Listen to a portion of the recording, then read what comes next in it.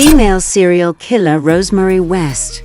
Rosemary Pauline Rose West, née Letts, born 29 November 1953, is an English serial killer who collaborated with her husband, Fred West, in the torture and murder of at least 9 young women between 1973 and 1987. She also murdered her 8-year-old stepdaughter Charmaine in 1971. The majority of these murders took place at the West residence in Gloucester. West is currently an inmate at HM Prison New Hall, Flockton, West Yorkshire, after being convicted in 1995 of 10 murders. Fred West committed suicide in prison that same year while awaiting trial, following the couple's arrest in 1994. If you enjoy from this video, don't forget to like and subscribe to our channel for more content. Early life. Rose West was born Rosemary Pauline Letts in Northam, Devon, to William Andrew Bill Letts and Daisy Gwendoline Fuller after a difficult pregnancy. She was the 5th of 7 children born into a poor family. Rose's mother suffered from depression and was given electroconvulsive therapy both during and immediately after her pregnancy. Some have argued that this treatment may have caused prenatal developmental injuries to her daughter. Rose grew up into a moody teenager, prone to daydreaming and performing poorly at school. After her parents separated, she initially lived with her mother and attended Cleeve School for 6 months, then moved in with her father in Bishop's Cleeve, near Cheltenham, Gloucestershire.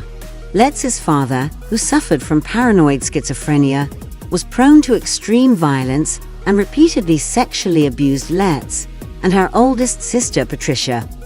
At the onset of puberty, Letts, reportedly fascinated by her developing body, would deliberately parade naked or semi-naked around the house in the presence of her younger brother, Graham, born 1957. On numerous occasions at the age of 13, she would also creep into 9-year-old Graham's bed at nightfall and molest him and her youngest brother Gordon. Meeting Fred West.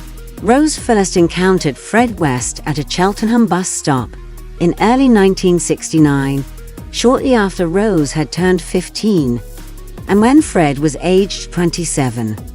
Initially, Rose was repulsed by Fred's unkempt appearance, but quickly became flattered by the attention he continued to lavish on her over the following days, as he invariably sat alongside her at the same bus stop.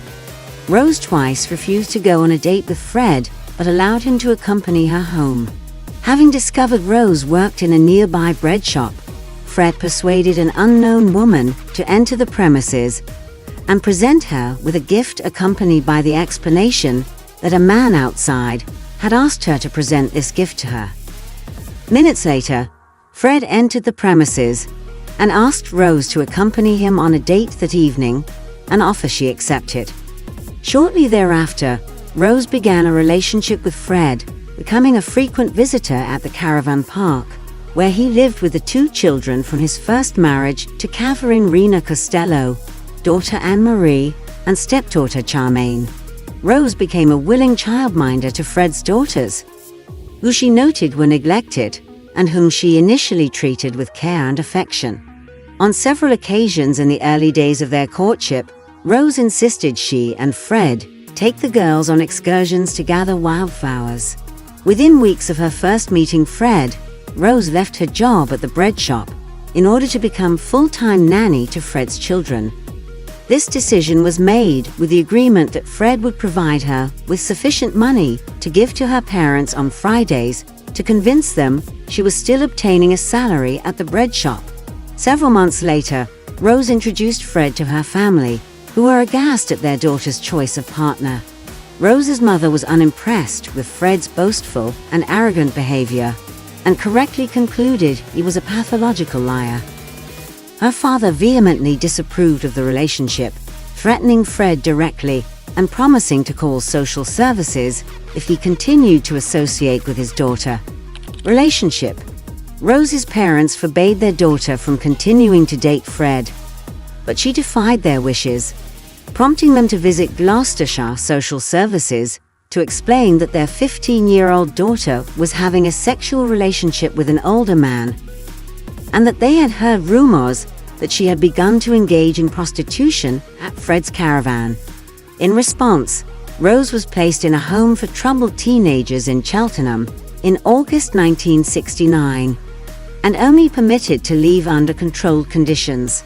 When allowed to return home to visit her parents at weekends, Rose almost invariably took the opportunity to visit Fred.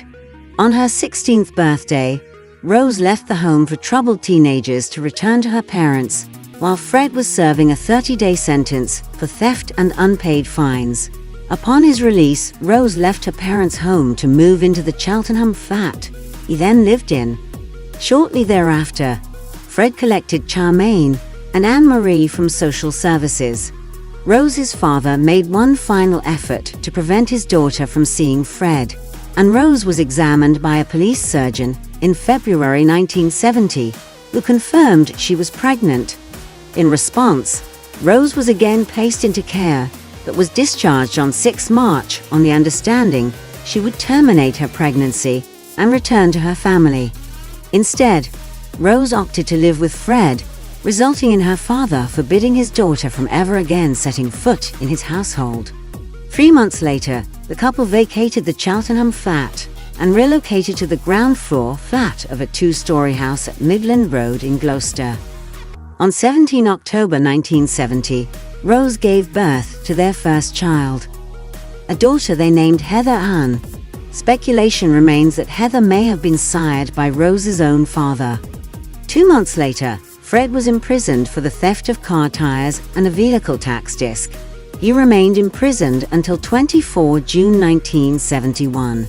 As he served this 6.5-month sentence, Rose, having just turned 17, looked after the 3 girls, with Charmaine and Anne-Marie being told to refer to Rose as their mother. According to Anne-Marie, she and Charmaine were frequently subjected to extensive physical and emotional abuse throughout the time they lived under Rose's care at Midland Road. Although Anne-Marie was generally submissive and prone to display emotion in response to the abuse, Charmaine repeatedly infuriated Rose by her stoic refusal to either cry or display any sign of grief or servitude, no matter how severely she was treated. Charmaine's spirit had not been broken, and she talked wistfully to Anne-Marie of the belief she held that her mummy will come and save me. Anne-Marie later recollected her sister repeatedly antagonized Rose by making statements such as, "My real mummy wouldn't swear or shout at us," in response to Rose's scathing language. A childhood friend of Charmaine's named Tracy Giles, who had lived in the upper flat of Midland Road, would later recollect an incident in which she had entered the West's flat unannounced only to see Charmaine, naked and standing upon a chair, gagged, and with her hands bound behind her back with a belt, as Rose stood alongside the child with a large wooden spoon in her hand, while Anne-Marie had been standing by the door with a blank expression on her face. Hospital records revealed Charmaine had received treatment for a severe puncture wound to her left ankle in the casualty unit of the Gloucester Royal Hospital on 28 March 1971. This incident was explained by Rose to have resulted from a household accident. Murder of Charmaine West. If you enjoyed from this video, don't forget to like and subscribe to our channel for more content. Thanks for watching.